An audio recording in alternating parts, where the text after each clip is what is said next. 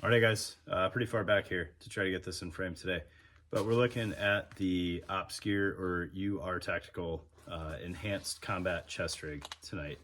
It's a split front rig done in a way that I don't think I've seen done before, which is you've got this little tail of webbing that may be tucked up or maybe hanging down, depending on how you want it, that is attached to a Velcro flap, which then lifts up this 2-cell pocket with pistol mag sized GP pocket attached to it, lifts that up and out of the way, and then you pull this to open the chest rig.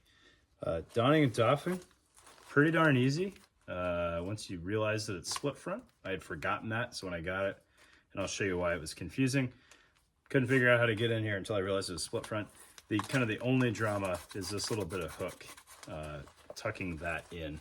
So a little bit of added wear on whatever base layer you're wearing, but if you kind of lean forward a little bit, you can get it in there without damaging your top. It has internal radio pockets.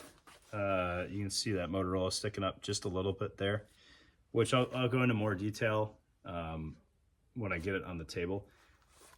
But the kind of core here is going to be 4 double cell mag pouches with that radio pocket just barely offset off of the outer 2 cell pouches.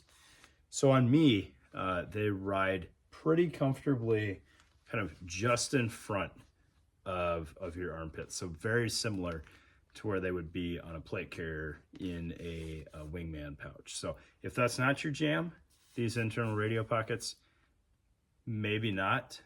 If you're kind of on the fence, I do think they're more comfortable in this setup than they would be on a plate carrier. And if you love them on a plate carrier, then you will also love them on here. I'm a pretty big fan of where that Motorola is sitting, and I don't feel it anywhere near as much as I did with like 152s hanging off of plate bags.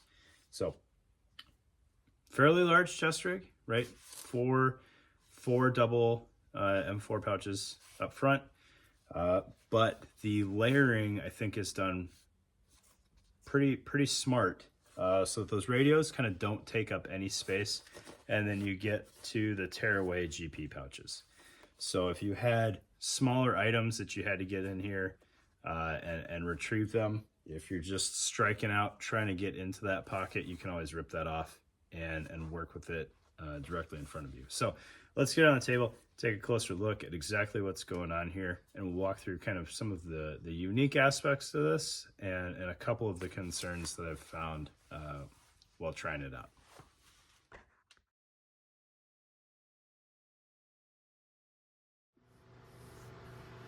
All right, so looking at this Ops, as all of their labels say, but really your tactical chest rig here.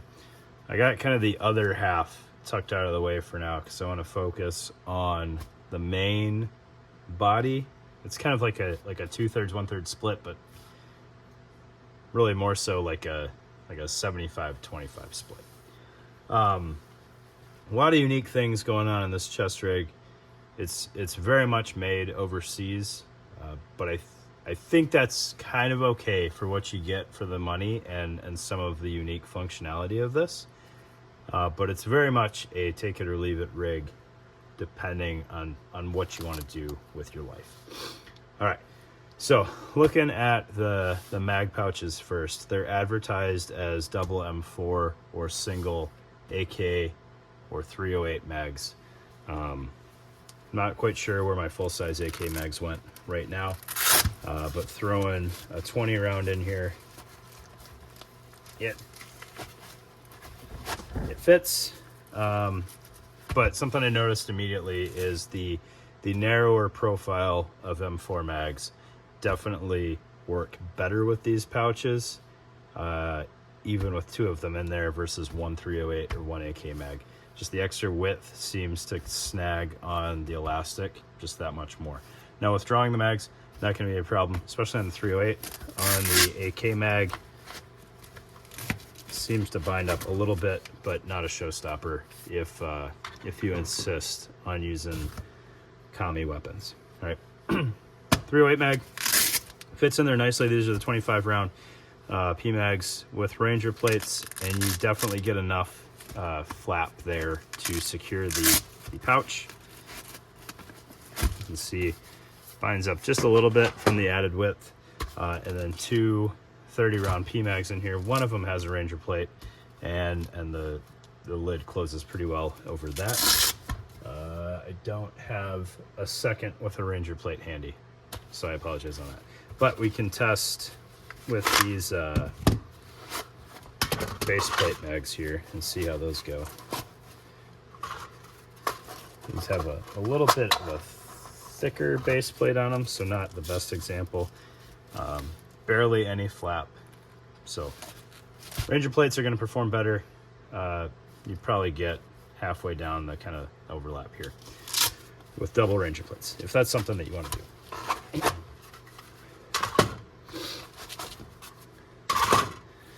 All right, so 3 double cell pouches on this side of the rig, 1 on this side. We'll get to that in a little bit.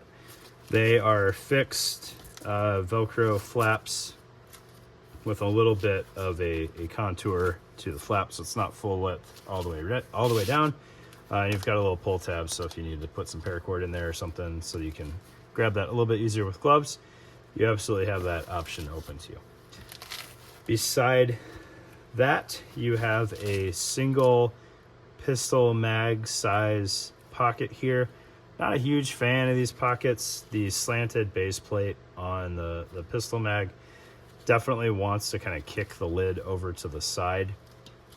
These full width webbing like pistol mag pockets, just not a huge fan of. There's better options these days. There is a lot of webbing available though, so even if we had some Mondo item in there, maybe we had a suppressor or a really tall flashlight for some reason, there's definitely webbing that you can pay out to get a taller item in there, even if you're losing Velcro continuity there. So I'll fish this out here and see if I can kind of show you how much webbing you could pay out. All right, so these are the 17 round mags. I think you could easily get a 21, maybe a 23. I can't remember if they make a 23 round pistol and P mag. We got a little bit of room in there. Right. Really, the kind of the limb fact there is just the way the surface mount buckle attaches on there. If you really wanted a lot of flap on here, you could put a repair buckle on this lower loop, and then you'd have a much easier time attaching to that. It's just like it's so locked into not being able to bend around something with that buckle on there. All right, and then moving to the kind of rearmost portion of the rig, this pouch is mirrored on both sides, as is this pistol pocket here. But you have kind of a lot going on here, and it doesn't immediately make sense, but it is a tearaway pocket that is also kind of retained by the lid. So you undo the side release buckle there, lift up on this flap, and then the whole pocket can come off. If you're going to want it to be true tearaway, you're going to want to undo that webbing being fed through the loop, and then it resembles a lot of your tearaway IFAKs.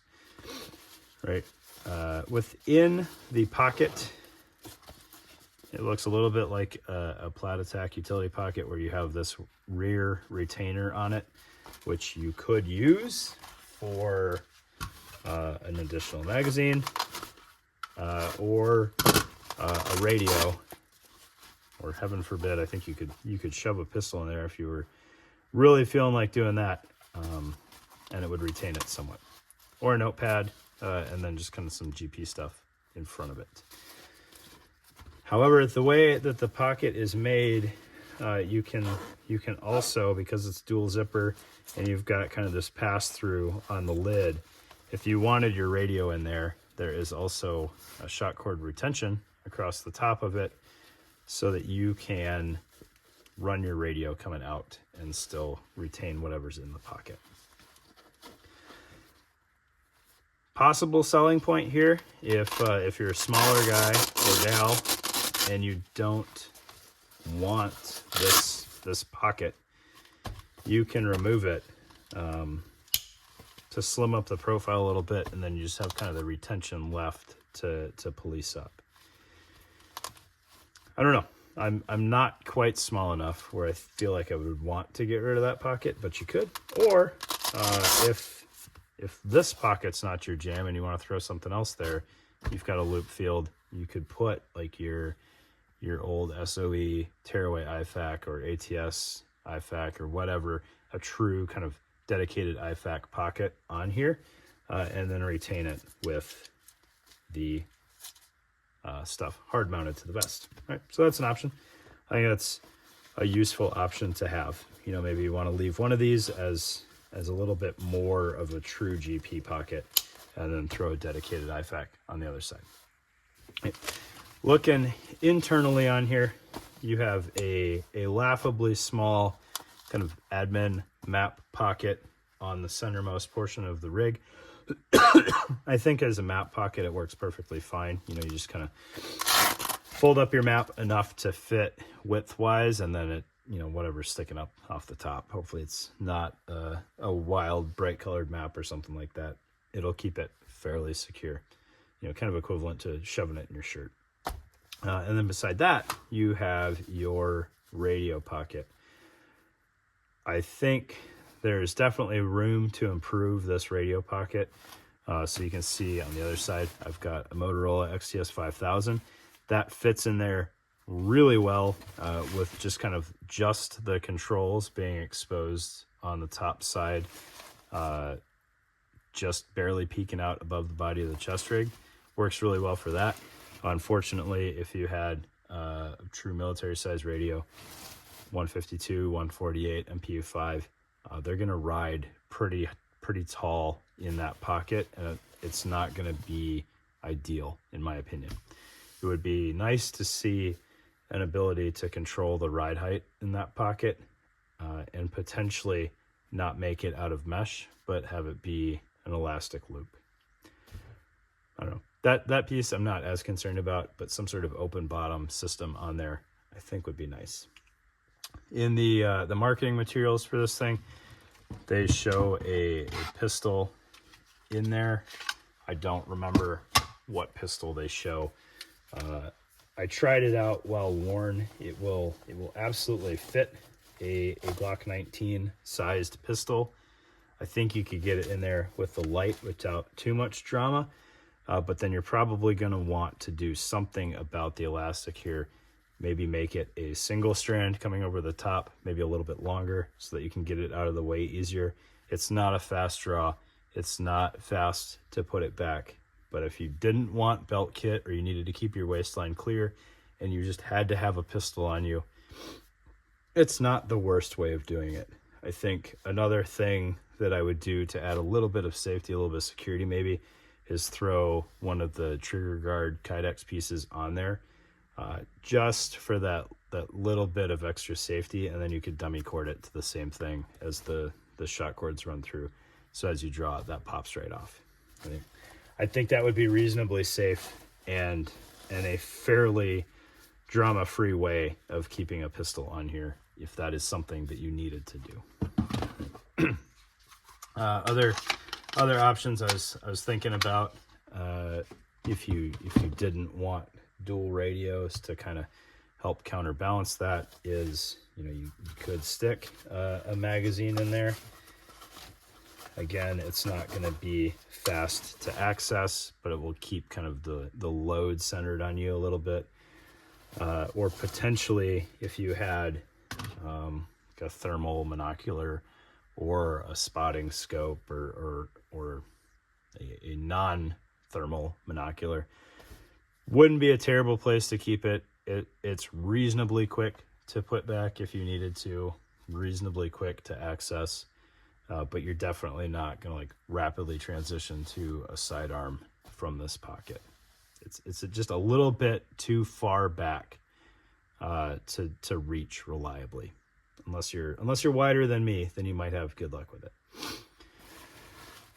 But I am a big fan of the way the XTS fits in there, and if you wanted 2 XTS, well, then it's pretty ideal for that. I also threw a Bofang in a Kydex shell in here, and that fit nice as well. And Bofangs are so light, like why not carry 2? All right. Looking at the harness here, which I think I have wildly twisted up now. Oh boy. What have I done? There we go. The joining of the halves of this thing, as I kind of showed in the intro, very straightforward. Right, you've got a pretty hardy sized patch of Velcro there. And what I like is this little bit of overlap here. So even if you don't quite line up the Velcro all the way, and you're like, oh, I gained a little bit, put on a couple extra layers, you've got some room to not quite marry it up. So if you size it to fully marry up, and then things change, like you're not running hook straight onto your uniform top. And then to kind of marry this up, it does a good job of covering the full width, and that Velcro engages down there. Yep. That said, when I got it, which I traded for this thing, I forgot that it was a split front. So it was all assembled. I took it out of the box, and I was looking at the harness. And I couldn't figure out right off the bat how to put this thing on, because the back strap is... There's no opening to it. You could unweave it and access it that way if you wanted to, but there's no side release buckle or anything there. And these side release buckles, partially just the way that the gentleman before me had policed up the webbing, like you take it apart and you're still not really in there. Yeah, felt a little dumb for about 10-15 seconds before I remembered it's split front. So I like the way that the webbing is policed up here. You do have this elastic portion in the middle. So if you need to, if you really want to torque it down, and then you start getting winded or something and you're breathing heavy, like you've still got some room there to expand a little bit. Same thing, if you threw on an extra layer, you can kind of pull that out of there. Plenty of adjustment in the rear vertical riser here. Which is needed because there's no adjustment on the front of the risers, which, depending on your size, may cause some issues. So 5'10", about 200 pounds, fits pretty well as is. If you were much shorter or much taller, you might not get the adjustment where you most want it. Another potential cause for some consternation is if you're much narrower than I am. There is adjustment in the H harness, but it's done in kind of a weird way where you're a little limited in how much adjustment you have. So you can go wider without too much issue, because now there's just loop exposed on the inside, and you've got this like random patch of hook on your back facing out that is exposed that shouldn't cause too many issues. But if you wanted to make this smaller, you can, to a certain extent. You just get some weird overlap going on here. Kind of a strange assembly in the back here. Like it sizes very similarly to the old Eagle H harnesses on like the RRV, but then you get this kind of weird mesh thing going on here. I'm not quite sure what benefit that provides. You get a little bit more surface area, and if it's riding really high, like this mesh is on your neck, which I can imagine being much more comfortable than just the Velcro reinforced H strap there. But it's just kind of weird and unique, and I haven't seen anybody do it that way before. And if I haven't seen anybody do it that way before, maybe there's a good reason, or maybe nobody's thought of it. All right, it's one or the other, right? Can't be anything else. But there's not a lot that hasn't been tried, in my opinion. And then looking at the shoulder straps or the risers, not quite sure which angle is going to be the best to show you guys this. There is some attachment positions here, so you've got kind of an excessive amount of elastic coming off of the side there. to route your antenna through, hydration cables, whatever, comms wires. And then you have a little bit of a PALS ladder going up into the very nicely padded portion. It's not very thick padding, it's rather stiff, but it's a good width on there. And then I don't quite know how this thing marries up. I think it's designed to marry up with their backpack, which I don't have, but I'm almost intrigued enough that I think I'm going to try to find one. It looks like it attaches almost like the AVS 1000, where the shoulder strap is hook lined, I would imagine, to some extent. And you kind of weave it through this fixed portion and then adjust the height by attaching it to this exposed loop. And then your backpack is just kind of mounted on the chest rig strap, which isn't really an ideal way of mounting a pack or wearing a backpack with a chest rig, because then they're kind of married together and you got to take off one to get to the other. But if you really hate straps coming over your shoulders, it's done cleanly, just not super functional. But I kind of want to try it out just because I like trying out ideas that I know should not work, right? Maybe I'll throw my AVS 1000 on here and see how that goes. But there you go. I just checked the website before I made this video. It is $145. I don't know what shipping looks like because I can't remember if they ship from Asia or not. But shipping from Asia these days isn't crazy expensive.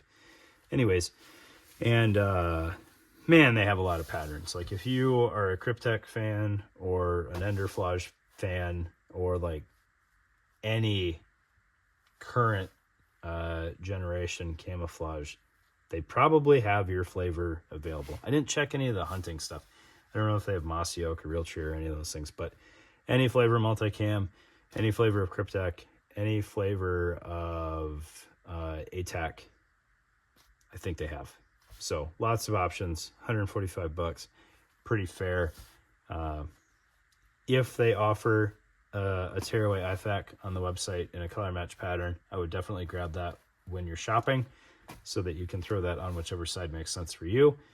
And then if it comes with its own mounting, maybe you throw that on your belt or something to have a tearaway GP on your belt. But yeah, I like it. I'm glad that I finally got my hands on one. I don't know if I'm going to keep it, so I traded for it, but it's a cool setup. So thanks for your time, guys.